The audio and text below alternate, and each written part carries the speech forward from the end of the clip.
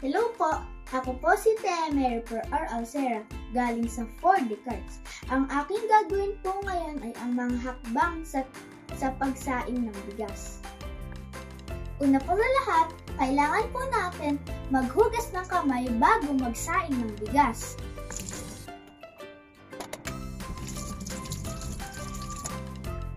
Ginagawa po natin ito upang wala pong germs na mapunta sa ating sinasaing.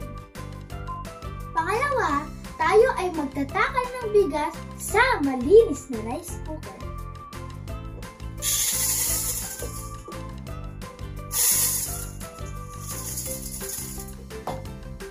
Isa,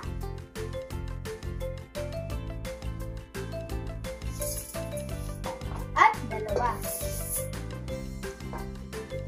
Pangatlo, hugasan ito ng mabuti.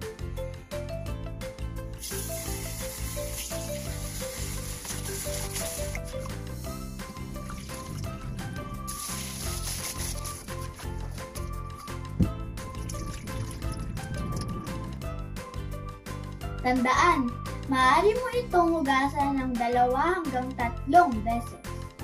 Pang-apat, pagkatapos nito hugasan, lagyan natin ito ng tubig ng naaayon sa sukat.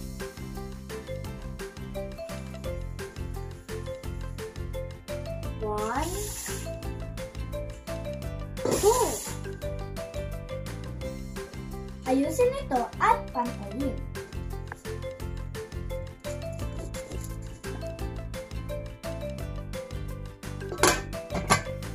Pang-5. Takpan, punasan, bago natin ito ilagay sa rice cooker.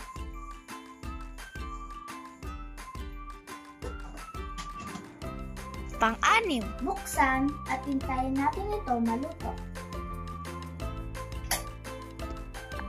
Pag naluto na ang bigas at naging kanin, maaari na itong ihain sa pagkainan.